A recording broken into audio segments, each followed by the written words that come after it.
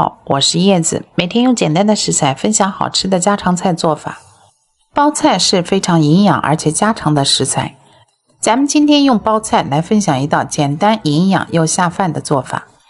首先准备半个包菜，去掉焦硬的根蒂，把它略微拍至松散后，再切成均匀的细丝。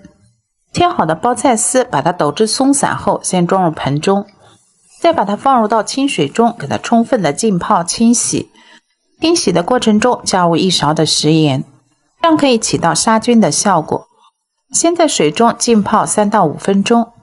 接下来先在一个空碗中打入3颗鸡蛋，在里面加入少许的食盐，再加入几滴的白醋，这样可以去除鸡蛋的腥味，做出来也能够更加的蓬松。把鸡蛋液搅至到筷子挑起来没有凝固的蛋清，先放一旁备用。接下来再准备半